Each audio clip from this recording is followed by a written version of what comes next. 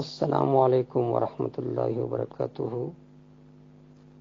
कम मसले तपोस چې تاسو کړی دی چې اسماعیل علیه السلام په ځای باندې الله ګډ راوستل او هغه دغه په ځای باندې ذبح شو، نو د ګډ هغه وخصه شو. د دې په باره کې اگر چې بعض مفسرینو څه اقوال ذکر کړي دي، بعض وایي چې هغه تقسیم کړی شو، نیمه په جناتو باندې، نیمه په انسانانو باندې وغیرهم. اقوال مفسرینو ذکر کړي دي، خو د هغې صحیح سند نشته. اور د تفسیر اصول دا دي ابهمو ما ابهمه الله، څه چې الله مبهم پرېښودي دي هغه مبهم پرېښودل پکار دي.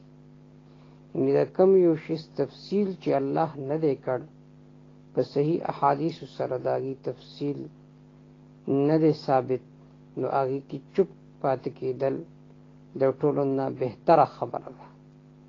نو د دې په باره کې هم په صحیح روایت سره، په صحیح سند سره څه ثبوت نشته چې هغه ګډ غوښه چا خوړلې ده، بلکې چې څوک حاضر هغه وخوړه، دې کې سوال ته ضرورت نشته. او بعض حضرات ویلي چې تقسیم شوي وه، نیمه په جناتو، نیمه په انسانانو، نیمه په بري مخلوق، نیمه په بحري مخلوق.